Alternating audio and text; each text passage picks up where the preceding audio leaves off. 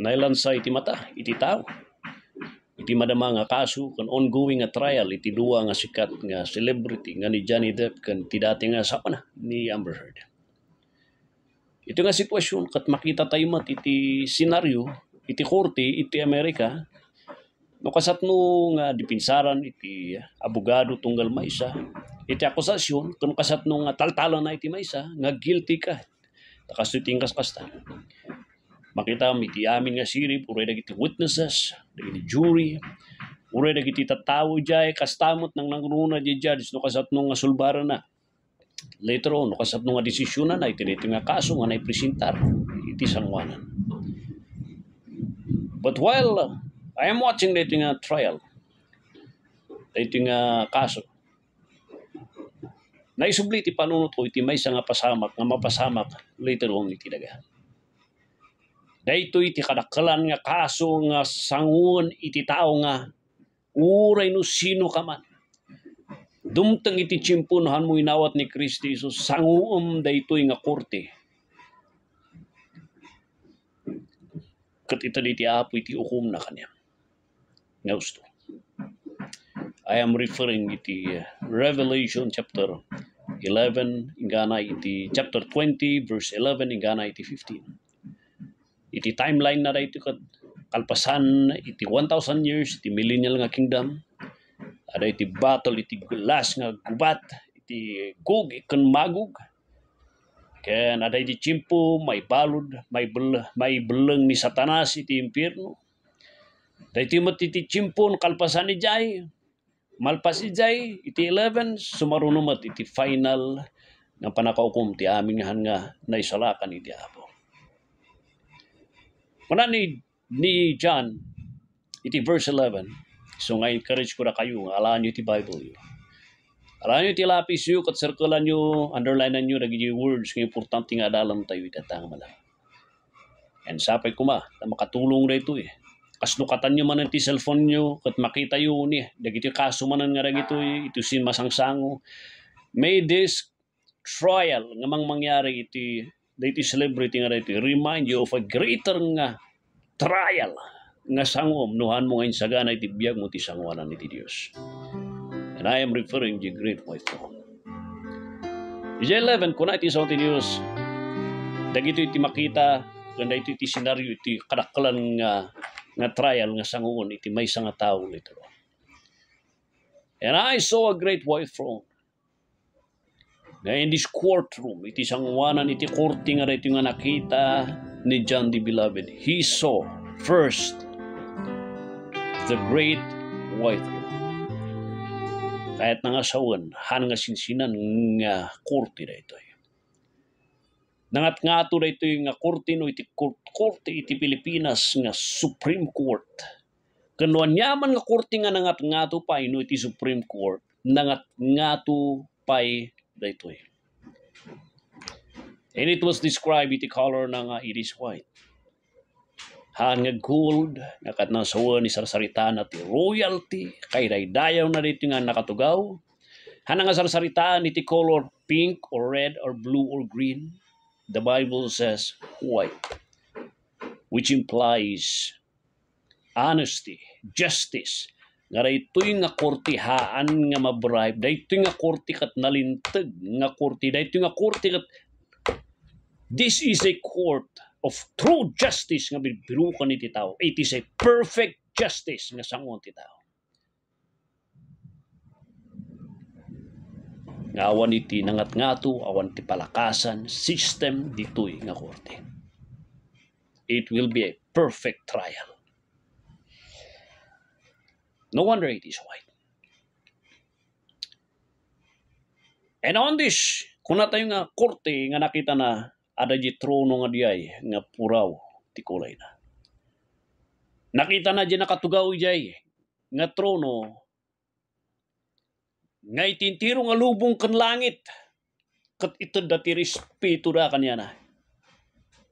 Gapus ta isu iti na marswa. Ada iti judge nga nakatugaw dito eh. He is the creator of everything. Uray tintiro nga lubong. They would worship and they would acknowledge isuna because isuna iti creator. And I am referring to John chapter 1 verse 1 to 3 kanti Colossians chapter 1 verse 15 to 16 to 17. Sarsalita na dito ikat ni Jesus. Iti John chapter 5 verse 22 kung natisaw ti Apo iti office iti panagakum kat inted na kini Jesu Kristo. Nga sarsaritaan na when it comes to judgment iti manghukom iti tao kat sino? Ni Jesu Kristo. Because He is the Son of Man. Gapos tayo sunay tinagbalin nga tao. Nga awan to tibaga ti taong to sangawanan na nga han mo nga mawatan ta hanggang nagbalin nga tao eh. Diyos ka eh. He will be a perfect judge because He became man. Nga amin nga alibay ti tao nga kunada. Hamo mo tirik na ti tao. Hamo nga mo nagrigat akin. Pobre ti biyag ko. He became a poor man and He lived iti pamilya nga na pobre. And every alibay katsipatan to di panagbalin na nga tao dito daga. The Bible says, and there was found no place for them. Awan pulos ti makataray nga han nga makasango dito nga korte. Everybody will stand. Dagitihan nga nakaisala dagiti akusado dito nga may surat. Amin da awan iti makaligtas. Nga sumango iti judge ko dito. Dagiti akusado iti verse 12. And I saw kuna ni John the dead, referring iti spiritual nga estado han nga literal sumbi dagito. Sarsaritaan na ti spiritual nga estado dagiti kararuang nga dagito. Nakitak dagiti kararuang nga dagito. Simmango da iti trono dagiti akusado nga dagiti simmango da iti judge nga dagito adada iti sangwanan di korte kat sangsangon da di trono nga puraw kundi nakatugaw nga judge nga ni Jesu Kristo kunana dagito kat awan relasyon na iti Dios dagito kat spiritually dead small and great hanang sasaritaan iti size da nga height kan width di tabada sarasarita na nga madaydayaw, kanahan nga madaydayaw, nalaing kan simple ordinaryo, kanahan nga ordinaryo. Ada iti sangwanan, ti iti nga kurti, nga sumango dati sangwanan dito. Stand before God. Kitaan nyo sino dati God nga i-refer na dito. He is referring to verse 11, di nakatugaw, who is Jesus Christ. Nga iso tinamarswa. And here is another proof mang panaknak iti kinadiyos ni Christ Jesus. Isuda tagtak-tak ti sangwanan ti Diyos. And the books were opened. The evidence, no apeng anak ada dijay, anya ti ebidensya nga ada jada for fair trial, for the sake iti purity na iti nga korte, ada iti libro nga naiparang. The books were called Book of Life and the Book of Works. Nga mang panaknak no apay nga adada nga sumango ijay. Taawan tinagan na di Book of Life and iti basol da kat finally maitod iti finale nga verdict kanyada. And iti hukum da, iti justice da, ti sintinsyada di impyerno kat dito iti basis na. Di sintinsyada dito iti baybagap apoy. Di sintinsyada kat it will be according the degree ti sentence dapat it will be according to the things nga narami da dito daga.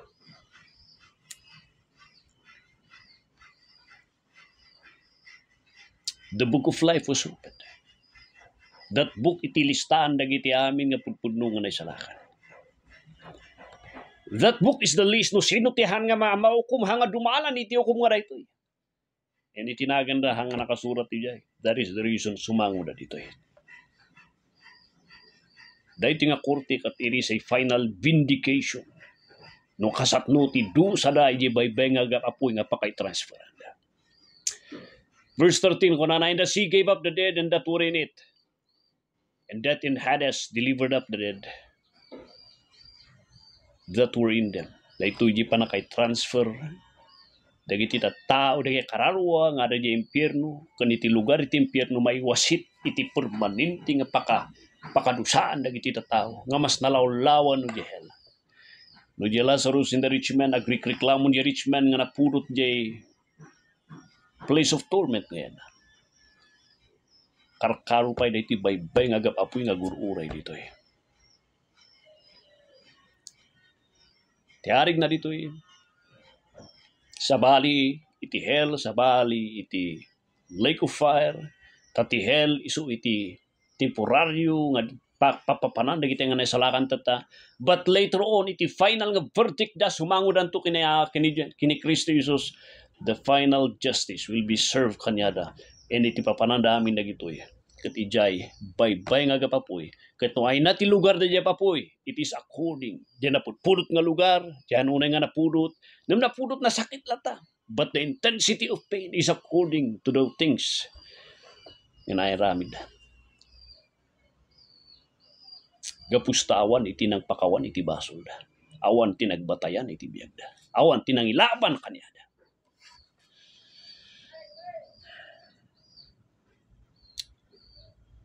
So tiaring na rito kasla iti kaskaso iti syudad tayo dagiti crime, heinous crime, grabe nga krimen nga mangyari. Mahiring da pay diti syudad iti Baguio, there for a while may kulong da pay dita iti Baguio City Jail. Ket no napanaknakan nga guilty da jay grabe nga basol nga naramid da. Baban iti gusto nga ebidensya kan panakases iti kaso na, and he will be proven nga talaga nga nagbasol. Mayali si sunan to iti permanente nga karuan na iti inaramid na nga basol na, and that will be the city jail di Manila. And death and hell were cast into the lake of fire. Iti pangkitaan tayo nga sabali iti hell, sabali iti lake of fire. Dagiti natay spiritually nga awan relasyon da ti Dios, nga awan ti biag iti Dios kanyada. Handa nga na born again. Kanuray ti lugar ti impyerno, it will be perfectly transferred. Ijay baybay nga gapapoy. Imply nga dakdakol ka nalawlawa da iti nga place. And this is what the Bible says, nga second death. Second death.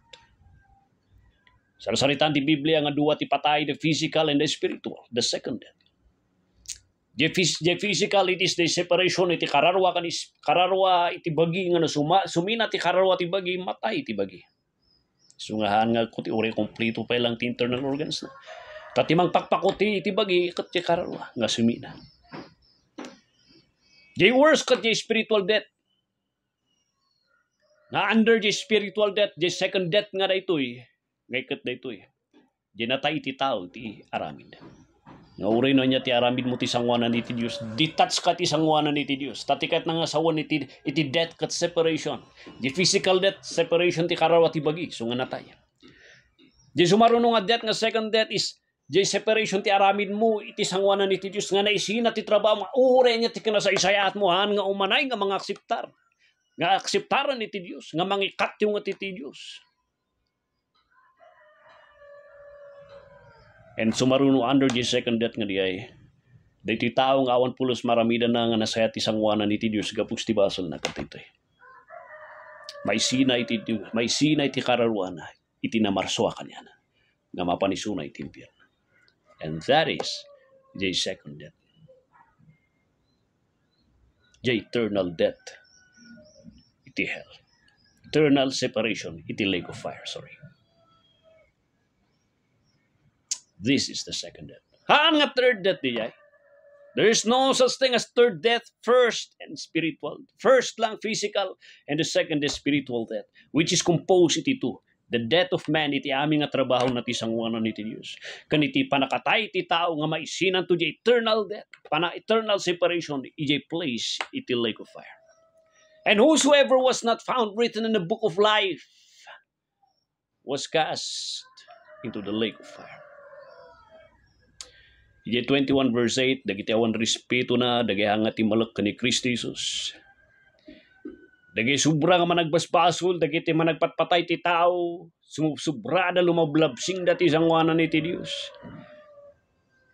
Dagiti fornicators, live in, addicted iti pornos, mambunong, dagiti agribribulto, agdaydayaw ti didusen, anito, aming ulbud. They shall have their part in the lake which burneth with fire. Daytoy gayam iti rason nga kadagitin mawat ni Kristo Jesus jay John nga adati advocate abogado tayo nga mangilablaban kada tayo. Kada iti mangitaktakder kada tayo iti sangwanan iti Dios. Iti Revelation 1 John chapter 2 verse 1. Kunana jay, my little children, these things I write unto you, that you sin not. Hanggang agtultuloy ng agbibiyag. Tibasol. Tano sino kada kay tagtultuloy ng agbibiyag, iti basol. Di konteksto iti dyan, baka nga naisalakan isuna. Ngam no dati may nga tao, nga nailawaan iti basol. Adati mga abogado kada tayo, kini Diyos Ama. Sino di ay? Ni Hesus Kristo. Nga in this court, awan timaysa nga Kristiyano agtakter ditoy. Amin lang nga tao agtakter ditoy. Kat amin nagiti managbasol. Nga ti mangyap abogado kanya da nga pagbatbatayan da. Kat iti simbanda, iti siktada, iti relihiyon da, iti aramida. Nga mahaan na nga kaya nga nipinsaran kan ilaban isuna. Tapnuhan nga may belang isuna. Iti baybayan nga papoy. Ti kasapulan tayo nga abogado, nga nalaing nga abogado nga mangilaban kada tayo. Iti panakadusa ti baybay nga agapapuy. Ti panakapakawan iti basol tayo, katawan sa bali. Nuhan nga ni Hesus Kristo matlang. Nga isuna matlang kan judge. Gapusta isuna lang tinakaaramid, kan nakaitad iti perpekto nga sakripisyo. Nga amin dagiti nagtalot ti naramin na. Iti sangwanan ni Diyos Ama. Diyos Ama, dahito nga tao, nagbabawi ti basol na, inadmitan na ti basol na, kat tinalot na, di naramit ko di krus ti Kalbaryo nga umanay di ay. Perfecto di ay, awan ti may ngayon na. Kat tinalot na iti dahito nga daw di trinabahok, di krus ti Kalbaryo nga umanay nga mangikat ti umo. On the basis, di sama, di naramit ko di krus ti Kalbaryo. Pakawan ng kanila ito kanikatam ti ingat mo kanya na. Gapus, di talok na. Di trinabahok di krus ti Kalbaryo. Tinalok mo kadinig Hesus Kristo nga agbalinto nga agpugadong. Iso nga di ang account iti Revelation 21. Awan iti account nga hanga adati na naisalakan niya. Dagiti naisalakan ng kini Kristo Jesus. Kat they will be spared dito nga judgment because ni Jesus nga judge has already defended iti hukum iti Diyos. On the merit di trinabaho na di krus ti Kalbaryo. Kat no talkem isuna. Umanay kapsat. Nga matarayam. Daytoy dakkel nga hukum. Nga gururay kanyam. Anya nga iti kastak. Nagtao di ti puso. Talkom ni Kristo Jesus nga manubot kan mangisalakan mo. Nga isu ti mangi abogado kanyam kini Diyos Ama. Babaan di trinabaw ni Kristo ti Kalbaryo. Talkom di ay. Ipudnom di ay.